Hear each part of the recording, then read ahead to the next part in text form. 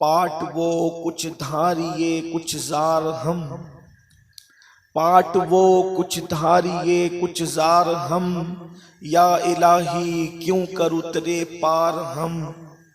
अपनी सत्तारी का या रब वास्ता, अपनी सत्तारी का या रब वास्ता, हो न रुस्वा बरसरे बाजार हम।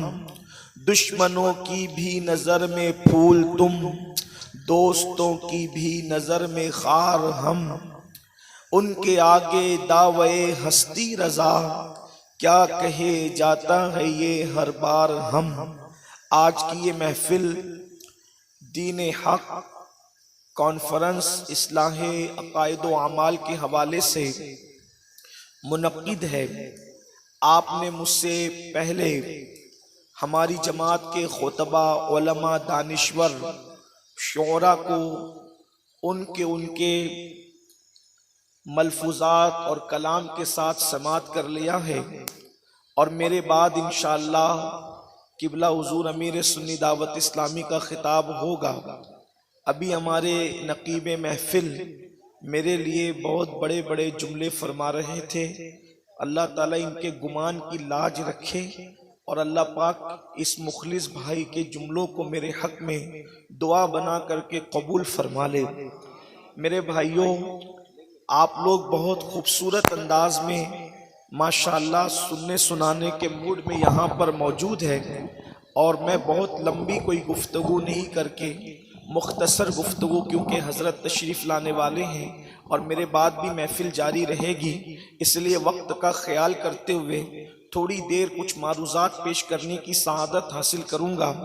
उम्मीद है कि आप सब भरपूर तवज्जो से सुनेंगे, इसलिए कि आप लोग अपना आराम, अपनी नींद, अपना घर सब कुछ कुर्बान करके महफिल में आए हैं। तो महफिल में आने का मकसद न सैर व तफरीह है, न दिखावा है, न हूल हपाड़ है, बल्कि महफिल में आने का मकसद अल्लाह अज़्ज़ा वजल और उसके महबूब सल्लल्लाहु अलैहि वसल्लम के फरामीन को सुनना है, और इस नीयत से सुनना है कि हमारे आका के फरामीन है सल्लल्लाहु अलैहि वसल्लम हम सुने और अपनी ज़िंदगी को तब्दील करें। और इसके बाद की एक ज़िंदगी है, याद रखें, ये दुनिया ख़त्म, दुनिया से हम जाएं तो हम ख़त्म नहीं हो जाएंगे, यानी मरने के बाद हम मिट नहीं जाएंगे, मरने के बाद हम ख़त्म नहीं हो जाएंगे। ये इस्लामी अकीदा है, ये दीन हक का अकीदा है कि मरने के बाद फिर एक ज़िंदगी है, उसके बाद फिर एक ज़िंदगी है, यानी कि हम सफ़र करते हुए आ रहे हैं। कभी हम आलम अरवाह में थे,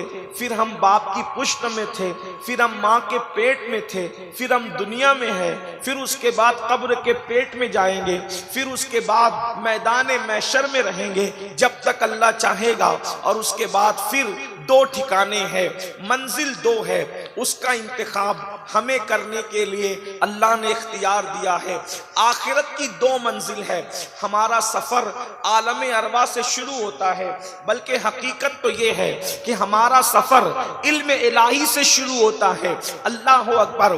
और दो मंजिलें हैं, और चुनना हमें है, इसलिए कि इंसान को अल्लाह ने न जमादात की तरह यानी पत्थर और कंकरों की तरह अल्लाह ने बिल्कुल मजबूर नहीं बनाया, और अल्लाह ने न बिल्कुल इंसान को मुख्तारे कुल बनाया, बल्कि अल्लाह रब्बुल इज्जत ने जो है वो इंसान को इख्तियार दिया, अक्ल दी, सूझबूझ दी, और दो मंजिलें उसके सामने रख दी। ऐ इंसान, आखिरत में तेरी दो मंजिलें हैं, मंजिल तुमने चुनना है, मंजिल तुमने सिलेक्ट करना है, मंजिल तुमने मुकर्रर करना है कि तुम्हें कहां जाना है। अब आइए उन दोनों मंजिलों को क्या कहते हैं। एक को जन्नत कहते हैं जहां आराम ही आराम है, एक को जन्नत कहते हैं जहां जो मांगोगे बल्कि मांगने की नौबत नहीं आएगी, सिर्फ सोच लोगे तो वो चीज हाजिर कर दी जाएगी। और एक बात आपको बताऊं, हूरों की बात अपनी जगह, गिलमा की बात अपनी जगह, शीरो शरबत की बात अपनी जगह, नहरों की बात अपनी जगह, दरख्तों की बात अपनी जगह, तूबा की बात अपनी जगह, चरिंद परिंद की बात अपनी जगह, जन्नत के महलों की बात अपनी اپنی جگہ ہم عشق کے بندے ہیں. ہمارے لیے تو یہ ہے کہ جنت اس مقام کو کہتے ہیں جہاں مصطفیٰ جان رحمت کا دیدار نصیب ہونے والا ہے. یہاں بے دیکھے جس کا کلمہ پڑھتے ہیں جنت میں بار بار ان کا دیدار کریں گے. میرے امام کہتے ہیں شربت نہ دے نہ دے تیری رویت و خیر سے، شربت نہ دے نہ دے تیری رویت و خیر سے،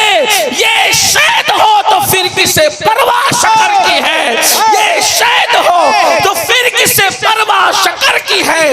اللہ اکبر. تو آقا کا دیدار جنت میں ہوگا. اسی پہ بس نہیں بلکہ اللہ اکبر صرف رسول اللہ کا دیدار نہیں ہوگا، جسے جنت کہتے ہیں اس میں اللہ کا بھی دیدار ہوگا. رب تبارک و تعالیٰ کا دیدار کریں گے. صحابہ نے کہا یا رسول اللہ اللہ کو کیسے دیکھیں گے؟ تو اہل سنت کا عقیدہ یہ ہے، میرے آقا فرماتے ہیں جیسے تم آسمان پہ چاند دیکھتے ہو خدا کا دیدار کرو گے. اللہ اکبر. اندازہ فرمائے. اب مجھے بتاؤ مسلمانوں، یہ یہاں اتنے لوگ موجود ہیں، حضور کتنے خوبصورت ہیں، حضور کتنے حسن والے ہیں. اندازہ کرو جنت میں کیا مزے ہوں گے مومنوں کہ رسول اللہ کے حسن کا یہ عالم ہے تو اللہ کے حسن کا عالم کیا ہوگا. انسان جنت میں اللہ کا دیدار کر. اس لیے جنت کا مذاق نہ اڑایا کرو. اور اس کے بعد دوسرا ٹھکانہ ہے جہنم. دوسرا ٹھکانہ ہے جہنم. اب یہ جنت اور جہنم، میں نے جنت کی ایک ہلکی سی آپ کے سامنے اس کی تصویر پیش کر دی، اشارہ پیش کر دیا. اس مومن کے لیے تو اس سے بڑی کوئی بات نہیں کہ رسول اللہ کا دیدار ہوگا، حضور کا. اور ایک بات صرف رسول اللہ کا نہیں بلکہ غوث اعظم، غریب نواز، اللہ والوں کا، ولیوں کا، صحابہ کا دیدار ہوگا. اگر آپ کے ماں باپ بھی جنتی ہے، آپ کی اولاد بھی جنتی ہے تو اللہ پاک سارے کنبے کو ملا دے گا. بلکہ ایک بات یہ بھی بتاؤں، یہاں رسول اللہ کی محفل سجاتے ہو، اللہ اکبر. بڑی خوبصورت بات یاد آ گئی. عنوان کی طرف جانے سے پہلے حضور کی نعتیں پڑھتے ہو، آقا پہ سلام پڑھتے ہو، میلاد کی محفلیں کرتے ہو، سرکار کے نام پہ مر مٹنے کی باتیں کرتے ہو، آقا کے نام پر اللہ اکبر سب کچھ تک دینے کی بات کرتے ہو. جنت میں کون کس کے ساتھ رہے گا؟ ایک مرتبہ ایک صحابی حضرت سیدنا ثوبان رضی اللہ تعالیٰ عنہ بارگاہ رسالت میں آئے، بڑے متفکر تھے. آقا نے پوچھا ثوبان آخر تجھے فکر کس بات کی ہے؟ عرض کیا یا رسول اللہ صلی اللہ علیہ وآلہ وسلم میں آپ کے بغیر رہ نہیں پاتا، آپ کے بغیر گھر جاتا ہوں تو بے چین ہوتا ہوں، گھر کی چار دیواری میں دل نہیں لگتا، بے قرار ہو جاتا ہوں، تڑپ جاتا ہوں. یا رسول اللہ جب یہاں آپ کے بغیر نہیں رہ پاتا تو جنت میں آپ کہاں ہوں گے، ہم کہاں ہوں گے؟ تو میرے آقا ہم آپ کے بغیر کیسے رہ سکتے ہیں؟ تو میرے کریم آقا نے فرمایا کیا تو مجھ سے محبت کرتا ہے؟ یا رسول اللہ محبت ہی کی وجہ سے تو آپ کے بغیر نہیں رہ سکتا. تو آقا فرماتے ہیں اے ثوبان اگر تو مجھ سے محبت کرتا ہے المرء مع من احبا، جو دنیا میں جس سے محبت کرے گا جنت میں اسی کے ساتھ رہے گا. ارے زندہ باد، نعرہ تکبیر، نعرہ رسالت. کتنی بڑی بات ہے کہ جو جس سے دنیا میں محبت کرے گا جنت میں اس کے ساتھ رہے گا. تو ایک منزل ہے جنت. اللہ اکبر. اس سے بڑھ کر ہمیں اور کیا چاہیے؟ اللہ اللہ. اور اس کے بعد دوسری منزل ہے جہنم. اب جہنم کا ذکر تھوڑا سا سنیں اور اس کے بعد سلیکٹ کرنا ہے کس کی طرف جانا ہے. اور ایک بات آپ کو بتاؤں، اللہ اکبر، جہنم کیا ہے میرے آقا علیہ السلام نے خود بیان فرمایا. یہاں پر لوگ بے فکری کی زندگی گزار رہے ہیں، غفلت کی زندگی گزار رہے ہیں، آزادی کی زندگی گزار رہے ہیں، من چاہی زندگی گزار رہے ہیں، من مانی زندگی گزار رہے ہیں. بڑی معذرت کے ساتھ یہاں ہزاروں کا مجمع ہے، اگر کسی کا ہاتھ اٹھایا جائے بتاؤ بھائیو کون کون عشاء پڑھ کر کے آیا ہے، یا اگر نہیں پڑھی ہے تو جانے کے بعد عشاء پڑھنے کا کس کا ارادہ ہے؟ کتنے ہاتھ اٹھیں گے آپ جانتے ہیں، لیکن ہاتھ اٹھاؤں گا نہیں ہاتھ، اس لیے کہ رسول اللہ کی امت کو یہاں ذلیل کرنے نہیں بلایا گیا. مسلمان کی عزت، مومن کی عزت کعبۃ اللہ سے افضل کر دی گئی ہے، مسلمان کی حرمت کعبۃ اللہ سے بڑھا دی گئی ہے. اس لیے ہاتھ اٹھا کر ذلیل نہیں کروانا، لیکن صرف اپنے اپنے آپ میں ڈوب کر سوچو میرے آقا علیہ السلام کے پیارے دیوانوں، بتاؤ تو صحیح، نماز نہ پڑھو اور اس کے بعد جنت کا خواب دیکھو؟ یہ علماء کرام میری پشت پر موجود ہے میرے بھائیوں۔ ہو سکتا ہے آپ سوچتے ہوں گے آخر یہ مولوی لوگ اتنا نماز پر زور کیوں دیتے ہیں؟ تو میں اپنے بھائیوں سے کہتا ہوں میرے بھائی، مولوی کی کیا حیثیت ہے، ہم کیوں زور دیں؟ اس پر مولا نے زور دیا ہے۔ پورے قرآن میں کسی عبادت کا حکم 1 مرتبہ، کسی عبادت کا حکم 2 مرتبہ، کسی عبادت کا حکم 3 یا 4 مرتبہ، لیکن نماز ایسی عبادت ہے، یاد رکھنا، جملے پر توجہ کرنا۔ اپنے جوانوں سے میں کہتا ہوں، پھر کہہ رہا ہوں، واللہ میں کوئی خطاب اور تقریر کے لیے آیا بھی نہیں، اور نہ میں کوئی باضابطہ خطیب ہوں، نہ میں کوئی خطابت کا فن جانتا ہوں، صرف ٹوٹا ہوا دل لے کر اپنی قوم کے جوانوں کے سامنے دل کا درد لے کر کے حاضر ہوا ہوں۔ اللہ والو، اپنے آپ پہ رحم کرو اور اپنے آپ پہ رحم کر کے سوچو کہ اللہ رسول کا فرمان کیا ہے، اللہ اس کے رسول کے فرامین کیا ہے۔ پورے قرآن میں میرے اللہ نے کم و بیش 700 مرتبہ نماز پڑھنے کا حکم دیا، نماز قائم کرنے کا حکم دیا۔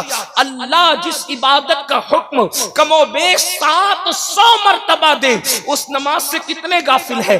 مسلمانوں کا 95% طبقہ یعنی 95% حصہ نماز نہیں پڑھتے، وہ نماز کے حوالے سے بالکل غافل ہے، اور وہ سوچتے ہیں کہ مولانا ہم نماز نہیں پڑھ کے بھی جنت میں چلے جائیں گے۔ یاد رکھنا، میرا عقیدہ یہ ہے اللہ چاہے تو سب کو داخل کر دے، لیکن اس کا قانون بھی تو ہے، اس کا اعلان بھی تو ہے۔ قرآن کہتا ہے ان الابرار لفی نعیم وان الفجار لفی جحیم۔ قرآن کی ان آیتوں کا کیا کرو گے؟ قرآن کہتا ہے نیکوں کے لیے جنت ہے اور فساق اور فجار یعنی پاپی اللہ کے نافرمانوں کے لیے جہنم ہے۔ تو عرض یہ کر رہا تھا، کوئی نماز چھوڑ رہا ہے، کوئی شراب پی رہا ہے، کوئی زنا کر رہا ہے، کوئی عورتوں پر پاپ کی نظر ڈال رہا ہے، کوئی سود کے حرام دھندے کر رہا ہے، کوئی بیوی پہ ظلم کر رہا ہے، کوئی بچیوں کو